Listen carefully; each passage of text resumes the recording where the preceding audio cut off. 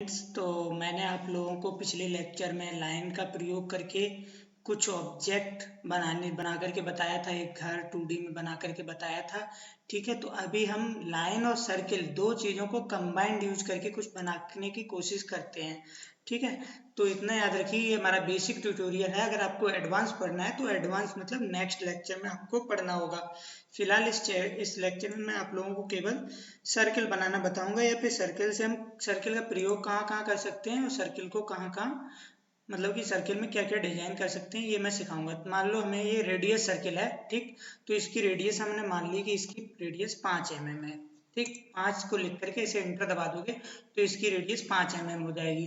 लेकिन चेक कैसे करोगे कि ये रेडियस 5 mm की है? तो यहाँ देखो मेजर नाम का एक इंस्ट्रूमेंट दिया है। ठीक, एक टूल दिया है, मेजरिंग टूल। यहाँ से देखो क्विक डिस्टेंस और रेडियस, एंगल, एरिया, वॉल्यूम सब नाप सकते हैं। तो हम रेडियस मेजर करनी है तो इस पर क्लिक करना है और बस इस पर क्लिक कर देना है। इस तरीके से देखो इसकी रेडियस कितनी आ रही है, 5 mm। ठीक है, उसके बाद हम बात करें, हमें रेडियस पता चल गई। ठीक, तो चलो हम एक लाइन कमांड लेते हैं, ठीक, और इसके सर्किल से कुछ डिजाइन करते हैं। इस तरीके से मैं आप लोगों को सिखाऊंगा, कुछ कमांड्स वगैरह भी सिखाऊंगा। फिलहाल तो मैं आप लोगों को बस ऐसे ही बता रहा हूँ। ठीक, तो ये एक कमांड होती है अरे कमांड, तो उसका यूज भी मैं आप लोगों को बताऊंगा। फिलहाल तो मैं केवल डिजाइन ही बना रहा हूँ। तो आप इस तरीके से सर्किल और लाइन कमांड का यूज करके कोई भी डिजाइन बना सकते हैं।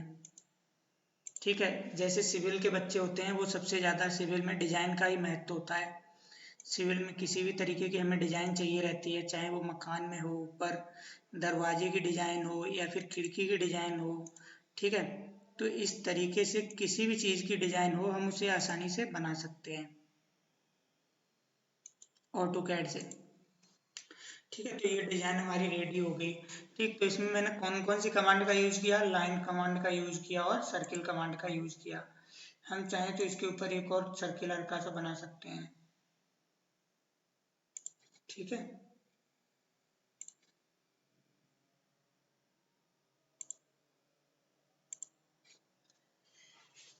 तो इसमें मैंने कौन सी दो कमांड का ही यूज किया है। उसके बाद हमारा जैसे मान लो ये सर्किल कितने टाइप के होते हैं ये तो मैंने आप लोगों को बता ही दिया है। ठीक, और 2 पॉइंट सर्किल भी आपको बता दिया, 10 10 रेडियस ये भी बता दिया है। अब जैसे मान लो हम इस आर्क का कैसे प्रयोग कर सकते हैं इसमें। ठीक, तो अगर मैं 3 पॉइंट आर्क लिया हूँ, लेकिन मैं अभी 2 पॉइंट आर्क लूंगा। ठीक है, जिसमें एक दो ही पॉइंट पे हम क्लिक करके उसको हम बना सकें सर्किल को। चलो 3 पॉइंट वाला भी बता देता हूँ। यहाँ पे क्लिक किया, फिर यहाँ पे क्लिक किया और यहाँ पे क्लिक कर दिया, देखो बन गया। ठीक है, तो इस तरीके से अगर हमें इसमें डिजाइन भरनी है, यहाँ पे मिड में ले जाके थोड़ा क्लिक करेंगे और यहाँ पे क्लिक कर देंगे। उसी तरीके से यहाँ पे क्लिक करेंगे, यहाँ पे और यहाँ पे। ठीक, यहाँ पे क्लिक करेंगे, यहाँ पे और यहाँ पे। ठीक, तो इस तरीके से हम कोई भी डिजाइन बना सकते हैं। ठीक है, सर्किल कमांड का यूज किया है मैंने इसमें, आर्क का यूज किया है, ठीक है, और लाइन कमांड का यूज किया है।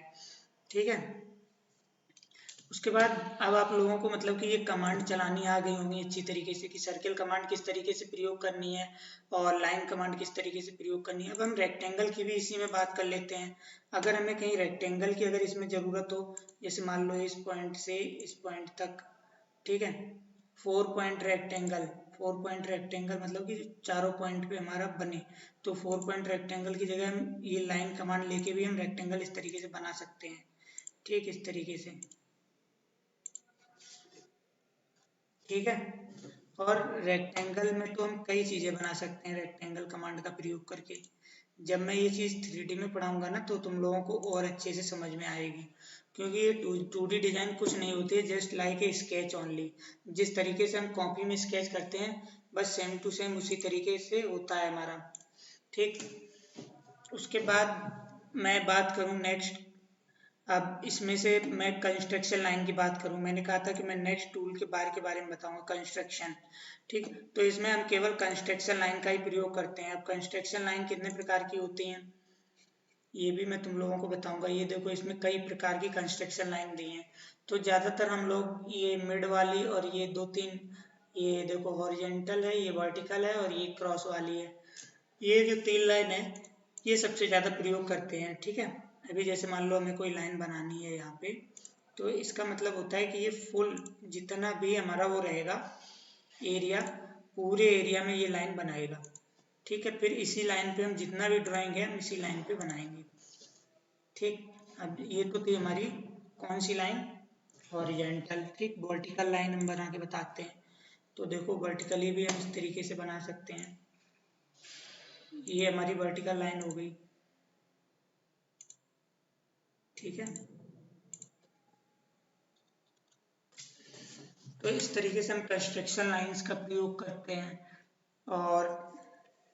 और फिलहाल इसमें हम जैसे मान लो हमें ये ऊपर की जो लाइंस हैं इनको अगर हमें डिलीट करना हो, तो डिलीट करने के लिए इसका एक सिंपल सा फार्मूला होता है। एक बार ये जो कट वाला टूल लिखा है ना, कट, इस पे क्लिक करके बस ऐसे करके अगर हम एक बार ऐसे कर दें तो ये हमारा जो कट है इसे सेलेक्ट करके और इसे सेलेक्ट करें। ये देखो रिमूव हो गया, ये भी रिमूव हो गया, ये भी रिमूव हो जाएगा। ठीक है, और ये भी रिमूव हो जाएगा। ठीक, तो हमारी ये डिज़ाइन बन गई अपने आप। ठीक है, तो इस तरीके से हम कंस्ट्रक्शन लाइन का भी प्रयोग कर सकते हैं। ठीक, उसके बाद अगर हम और इसमें बात करें जनरल, जो हमें जान लेना चाहिए बिल्कुल एकदम सिंपल, मतलब कि ड्राइंग बनाने के लिए जो इंट्रोडक्शन होता है वो हमें उतना नॉर्मली पता रहना चाहिए। जैसे हमने मेजरिंग टूल के बारे में बताया। अब जैसे मेजरिंग टूल का प्रयोग हम मान लो सर्किल की रेडियस, तो हम लाइन को कैसे मेजर करेंगे। जैसे मैंने ये लाइन बना दी, ये 20 mm की लाइन बना दे रहा हूँ मैं। ठीक है, अब देखते हैं मेजरिंग टूल हमारा क्या मेजर करता है। क्विक डायमेंशन ली, देखो 20 दिखा रहा है ना। क्विक के अलावा डिस्टेंस वाली डायमेंशन ली, डिस्टेंस का मतलब है एक एंड से दूसरे एंड तक, देखो 20 दिखा रहा है ना। तो इस तरीके से हम किसी भी लाइन या किसी भी सर्किल या किसी भी डिजाइन को आसानी से मेजर कर सकते हैं। जैसे मान लो हम रेक्टेंगल ले रहे हैं, रेक्टेंगल हम ले रहे हैं इसका 10x10 का। ठीक है, टैब दबाएंगे फिर 10 भरेंगे, 10 फिर इंटर। ये 10x10 का रेक्टेंगल है, कैसे पता चलेगा, कोई एक डायमेंशन ले लो। इधर देखो 10x10 दोनों तरफ से दिखा रहा है ना, इधर से भी 10 इधर से भी 10। ठीक, तो इस तरीके से हम इसकी डायमेंशंस को भी हम पता कर लेते हैं कि इसकी डायमेंशंस क्या है। ठीक है, और जैसे मान लो हम इसमें कोई सर्किल अगर बना दे रहे हैं, इसके मिड पॉइंट से यहाँ से मान लो अगर हम कोई सर्किल बना दे रहे हैं। ठीक है, और अब हमें मान लो इसकी कस्टम डायमेंशन मेजर करनी है यहाँ से यहाँ तक। तो हमें पर यहाँ कितनी है, 2.86। ठीक, दूसरी तरफ भी अगर हमें मेजर करनी है तो दूसरी तरफ भी हम यहाँ से फिर से ले लेंगे मेजरिंग टूल और यहाँ से यहाँ मेजर करेंगे, 2.85 है। ठीक है, तो इस तरीके से हम पार्टिकुलर डिस्टेंस भी मेजर कर सकते हैं। जरूरी नहीं कि पूरी लाइन की मेजर करें, यहाँ से यहाँ भी हम मेजर कर सकते हैं इसकी कितनी है। और ये साथ में एंगल भी बताएगा कि ये कितने एंगल पे है। ठीक है, यहाँ से इसका जो एंगल है ये 90 डिग्री है। ठीक है,